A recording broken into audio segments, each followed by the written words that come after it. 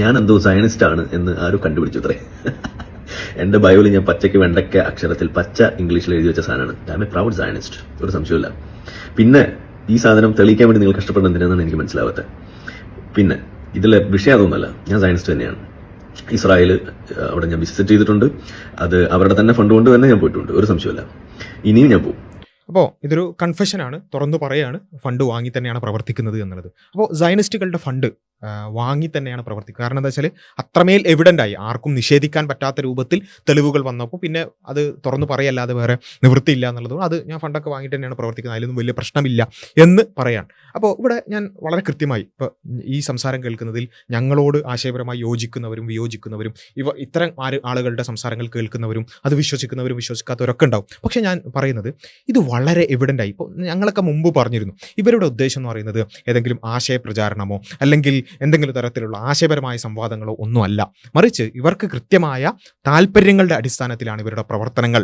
അത് ഒരു വേള ഈ സമൂഹത്തിൽ വിഭജനവും വിദ്വേഷവും ഉണ്ടാക്കാൻ അതിനുവേണ്ടി പരിശ്രമിക്കുന്ന ആളുകളുടെ ഭാഗത്തു നിന്നുള്ള പിന്തുണയും അത്തരത്തിലുള്ള ഫണ്ടും വാങ്ങി തന്നെയാണ് ഇവർ പ്രവർത്തിക്കുന്നത് എന്നുള്ളത് സംശയിക്കണം എന്നൊക്കെ നമ്മൾ മുമ്പ് പറഞ്ഞപ്പോൾ പല ആൾക്കാരും പറഞ്ഞത് അതൊക്കെ നിങ്ങളെ എതിർക്കുന്നത് കൊണ്ട്, നിങ്ങളുടെ മതത്തെ എതിർക്കുന്നത് കൊണ്ട് നിങ്ങൾ ആരോപിക്കുകയാണെന്നൊക്കെ ആയിരുന്നു പറഞ്ഞിരുന്നത്. ഇപ്പം എന്തായി?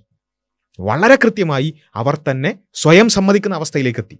മാത്രമല്ല ഇവർ പരസ്പരം ഇങ്ങനെ വെറുപ്പും വിദ്വേഷമൊക്കെ ഉണ്ടാക്കുന്ന ആൾക്കാർ പരസ്പരം അങ്ങോട്ടും ഇങ്ങോട്ടും പേഴ്സണലായിട്ട് തെറ്റിയപ്പോൾ അവർ തന്നെ പരസ്പരം വിളിച്ചു കൂവുന്ന അവസ്ഥ വരെ ഉണ്ടായി. ഇത് സയനിസ്റ്റ് ഫണ്ടിനെ കുറിച്ചാണെന്നുണ്ടെങ്കിൽ സംഘപരിവാറിൻ്റെ ഓഫറുമായി ബന്ധപ്പെട്ടുകൊണ്ട് വളരെ കൃത്യമായി ആ വിഷയത്തിൽ ഇവർ പരസ്പരം തെറ്റിയപ്പോൾ മാത്രം കേട്ടോ, അപ്പോൾ മാത്രമാണ് ആളുകൾ കുറച്ച് കാര്യങ്ങളെങ്കിലും പുറത്തറിയുന്നത്.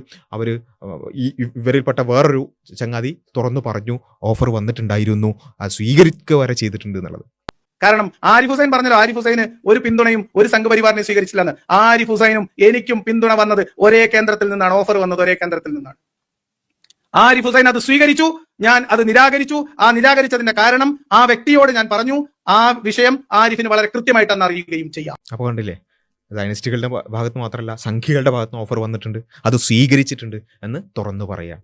ഇത് ഒന്നും രണ്ടുമല്ല, ഇവർ തമ്മിൽ പ്രശ്നമുണ്ടായി, ഇവർ അങ്ങോട്ടും ഇങ്ങോട്ടും വിഴപ്പലക്കുമ്പോൾ പല കാര്യങ്ങളും പുറത്തു വന്നു.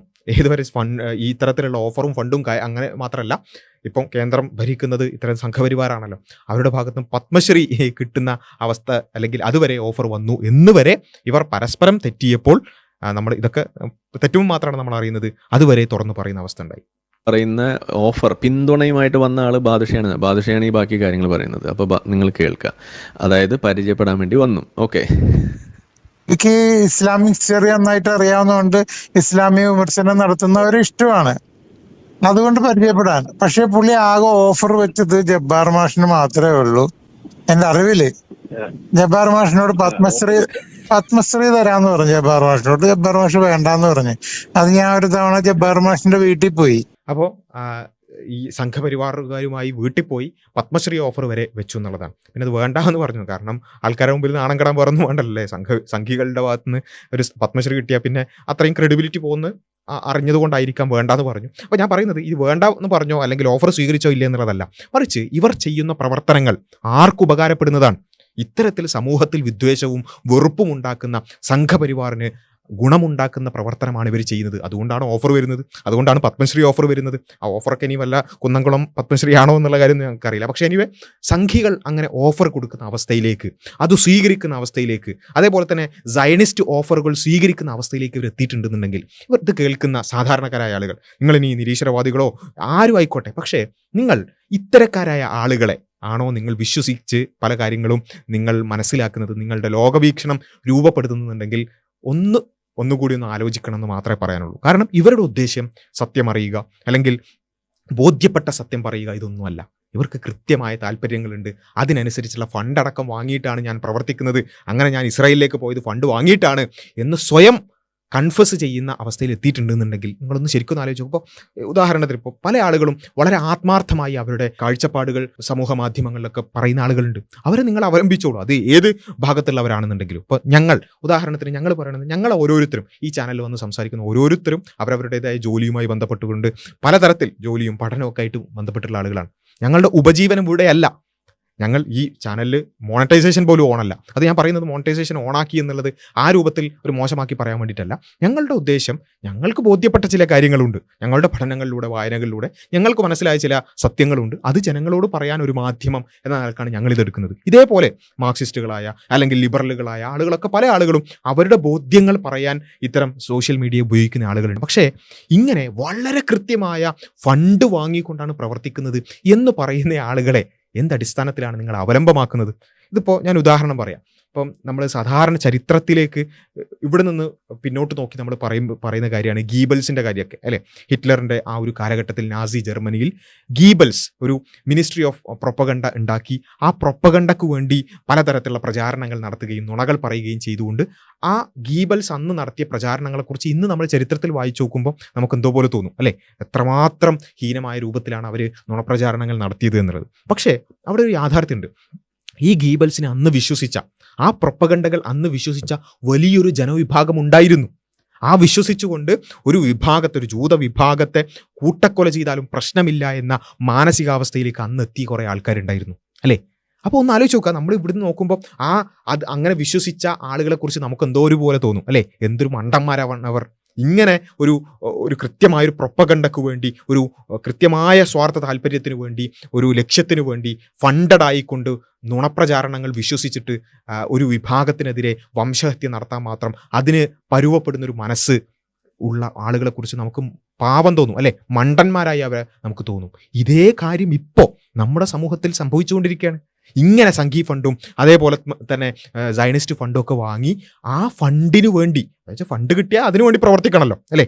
നമുക്ക് ഒരു ജോലി ചെയ്യുന്നതിന് പൈസ കിട്ടിയാൽ അതിനു വേണ്ടി പ്രവർത്തിക്കണം. അതിനു വേണ്ടി എന്ത് പ്രൊപ്പഗണ്ട. ഇപ്പോൾ ഈ സയനിസ്റ്റ് ഫണ്ട് വാങ്ങിയിട്ട് എന്താ ചെയ്യുന്നത്? പിഞ്ചു കുഞ്ഞുങ്ങളെ കൊല്ലുന്നത് അടക്കം ന്യായീകരിക്കുകയാണ്. അവിടെ ആ പട്ടിണിയെ കളിയാക്കുകയാണ്.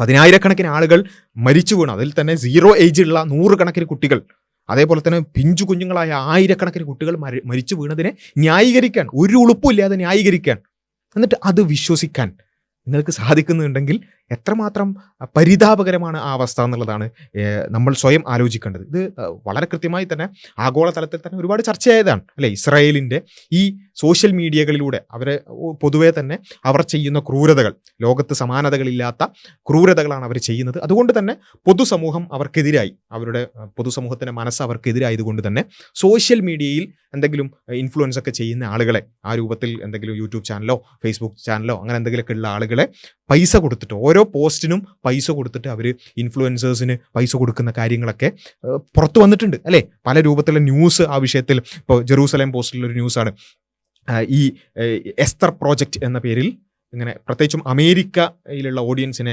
ലക്ഷ്യമാക്കിക്കൊണ്ടൊരു പ്രോജക്റ്റ് തന്നെ ഓരോ ഇൻഫ്ലുവൻസേഴ്സിനും ഓരോ പോസ്റ്റിന് പൈസ കൊടുത്തുകൊണ്ട് ചെയ്യിപ്പിക്കുന്ന ഒരു കാര്യം നമുക്ക് കാണാൻ സാധിക്കും.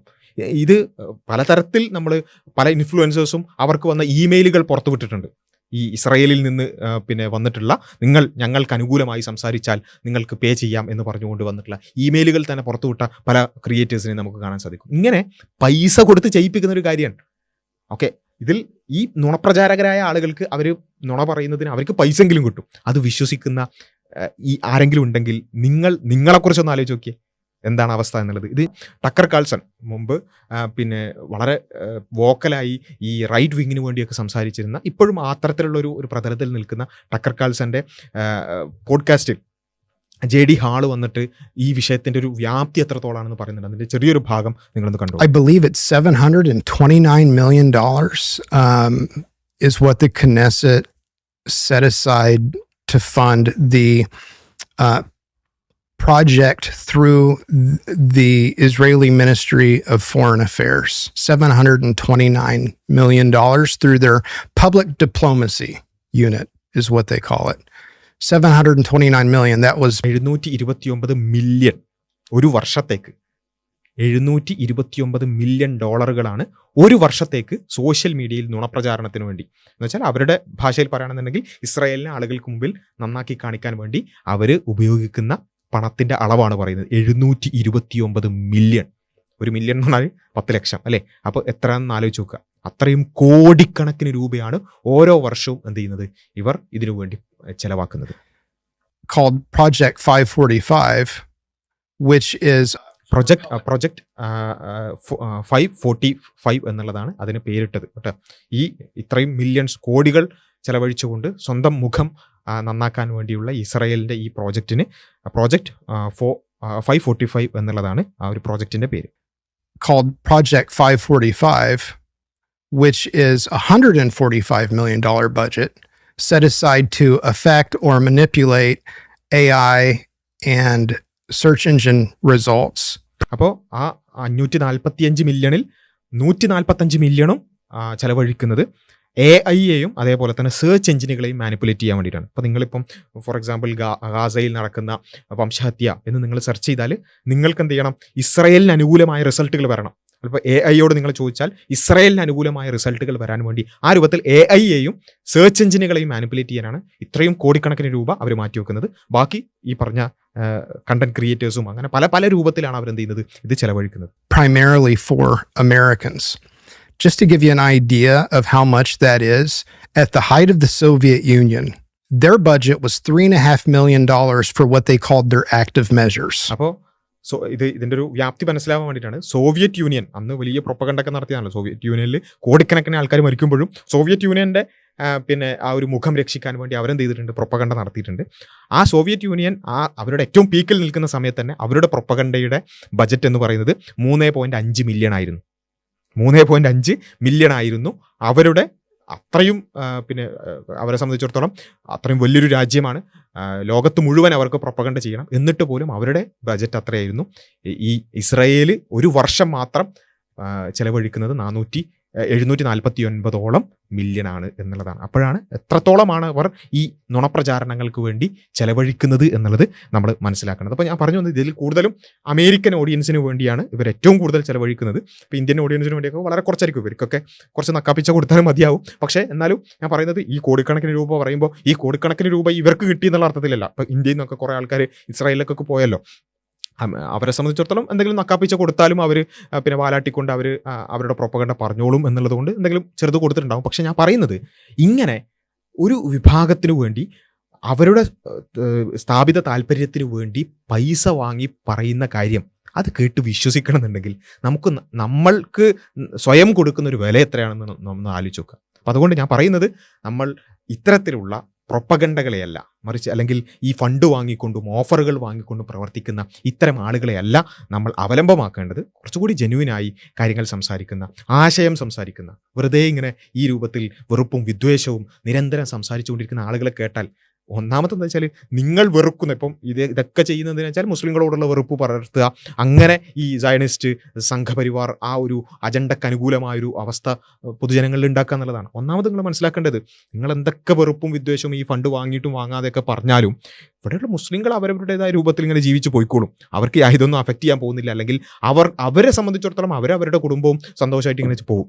നിങ്ങൾക്കാണ് യഥാർത്ഥത്തിൽ എല്ലാ മനസ്സമാധാനവും ഇല്ലാതാവുക. കാരണം മറ്റൊരു ഫണ്ടെങ്കിലും കിട്ടുന്നുണ്ട്, ഈ പറയുന്ന ആൾക്കാർക്ക് അതിനനുസരിച്ചുള്ള ഫണ്ടെങ്കിലും കിട്ടുന്നുണ്ട്. ഇത് കേട്ട് ഇതിങ്ങനെ വിശ്വസിച്ച് നിൽക്കുന്ന ആളുകളെ സംബന്ധിച്ചിടത്തോളം അവരെപ്പോഴും ഇങ്ങനെ ഈ ഭയത്തിലും വിദ്വേഷത്തിലും അങ്ങനെ ആയിരിക്കും ജീവിക്കുക. നിങ്ങൾക്ക് എങ്ങനെ സമാധാനത്തോടെ ഉറങ്ങാൻ പറ്റുക അല്ലേ? ഇപ്പോൾ ഒരു ജനം ടി വിയിലുള്ള ഒരു ചർച്ച കേട്ടു, ഫുട്ബോളിനെ ഇസ്ലാം വിഴുങ്ങുന്നു എന്ന് പറഞ്ഞിട്ട്. എന്ന് വെച്ചാൽ കുറച്ച് പിന്നെ പ്ലെയേഴ്സൊക്കെ അവിടെ സുജൂദ് ചെയ്യുന്നതൊക്കെ കണ്ടപ്പോൾ ആകെ അങ്ങോട്ട് ബേജാറായി. ഒന്ന് ആലോചിച്ച് നോക്കുക. അങ്ങനെ ഓരോരുത്തരും അവരവരുടെ വിശ്വാസവും ആചാരങ്ങളൊക്കെ ആയിട്ട് നടക്കുന്നതിനൊക്കെ ഇങ്ങനെ ഭയത്തോടെയും വിദ്വേഷത്തോടെയും ഭീതിയോടെയും കണ്ടാൽ നിങ്ങൾക്ക് ശരിക്കും ഉറങ്ങാൻ പറ്റുന്നുണ്ടോ? ശരിക്കും ഇവിടെ മുസ്ലിങ്ങളെ സംബന്ധിച്ച് അവരവരുടെ കുടുംബവും ജീവിതവും ഒക്കെ ആയിട്ട് വളരെ സന്തോഷത്തോടെ ജീവിച്ചു പോകുന്നുണ്ട്. നിങ്ങൾക്ക് നിങ്ങളുടെ ജീവിതത്തിൽ ഒരു സന്തോഷ സമാധാനവും കൂടി ഇല്ലാതാവുകയാണ് ചെയ്യുക. ഈ വെറുപ്പ് കൊണ്ട് അതേ സംഭവിക്കുള്ളൂ. പിന്നെ ഒരു പക്ഷേ അത് മൂർച്ഛിച്ച് ഒരു വംശഹത്യയിലേക്കോ അല്ലെങ്കിൽ കായികമായ ആക്രമണങ്ങളിലേക്കോ എത്തിയേക്കാം. ആ സമയത്ത് മുസ്ലിങ്ങളെ നിങ്ങൾക്ക് കൊല്ലാനൊക്കെ സാധിച്ചേക്കാം. പക്ഷേ അതിനപ്പുറത്തേക്ക് നിങ്ങളിങ്ങനെ വെറുപ്പ് കൺസ്യൂം ചെയ്യുന്നതുകൊണ്ട് നിങ്ങൾക്ക് തന്നെയാണ്, നിങ്ങളുടെ മാനസികാരോഗ്യത്തിന് തന്നെയാണ് പ്രശ്നം എന്നുള്ളത് കൂടി മനസ്സിലാക്കുക. ഈ രൂപത്തിൽ ഫണ്ട് വാങ്ങിക്കൊണ്ട് പ്രവർത്തിക്കുന്ന ആളുകളെ അവരെയാണോ നമ്മൾ വിശ്വസിക്കേണ്ടത് എന്നുള്ള ഒരു ചോദ്യം മാത്രം ബാക്കിയാക്കിക്കൊണ്ട് അവസാനിപ്പിക്കുന്നു. കൂടുതൽ കാര്യങ്ങൾ നമുക്ക് അടുത്ത വീഡിയോകളിൽ ഡിസ്കസ് ചെയ്യാം. അസ്സലാമു അലൈക്കും.